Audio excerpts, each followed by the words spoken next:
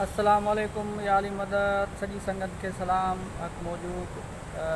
उम्मीद आहे त पिरीं प्यारा सभु दोस्त सभु ठीकु ठाक हूंदा। हिन वीडियो ठाहिण जो नंढिड़ो मक़सदु आहे मुंहिंजो त सभिनी दोस्तनि खे ख़बर आहे त मां फिल्म ठाहिण वारो आहियां बिरिया सिटी में।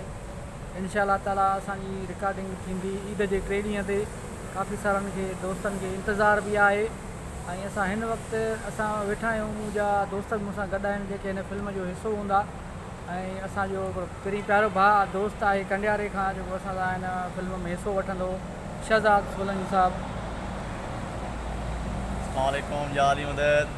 राय तव्हांजी फुल तयारी आहे फिल्म जे बारे में? जी जी सर, इंशाल्लाह फुल तयारी आहे असांजी फिल्म जे बारे में।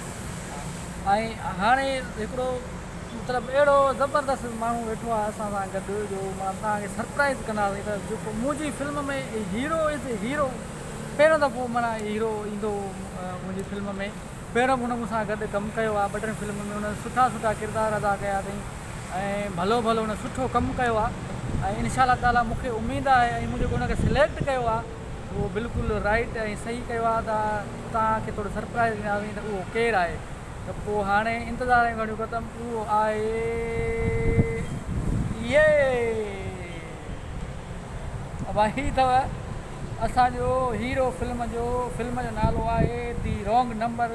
फिल्म जेका असां करे रहिया आहियूं ऐं इंशाअल्लाह ताला ईद जे 3 ॾींहं ते असां फिल्म कंदासीं। हिन फिल्म जो हीरो आहे रॉन्ग नंबर जो ऐं हिन जो नालो हूंदो हिन फिल्म में मोलाई। ऐं सफ़ा मोलाई ग़रीब आशिक टाइप हिकिड़ो आहे। ऐं हीअ फिल्म हिकिड़ी इस्लाही फिल्म आहे, सुठी फिल्म आहे जंहिंमें अॼुकल्ह जो दौरु हले थो, मोबाइलनि जो दौरु आहे ऐं छोकिरा छोकिरियूं फ़ोननि ते इश्क कंदा आहिनि।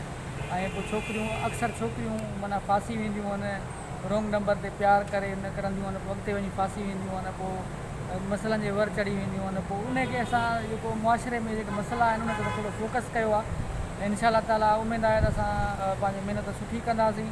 ऐं अगरि तव्हां मूंखे ॿुधायो त तव्हांजी फुल तयारी आहे? इंशाअल्लाह फुल तयारी आहे, तमामु VIP। हा जी जी हाँ। रिहर्सल कयो पिया गाननि वाननि जी? जी हाँ, कोशिशि कयूं पिया, रिहर्सल कयूं पिया। चलो ठीकु आहे, असांखे उहा आहे उमेदु आहे। ऐं ॾिसंदड़नि खे असां हिकु दफ़ो वरी बि सलाम ऐं याली मदद चवंदासीं। ऐं सभु जेके बिरिया सिटी वारा आहिनि उहे तयारु रहनि। इंशाअल्लाह ताला ईद जे 3 ॾींहं ते असां रिकॉर्डिंग रखी रहिया आहियूं ऐं कमु कंदासीं इंशाअल्लाह ताला। ॾाढे देरि ॾाढे सदाईं गॾु।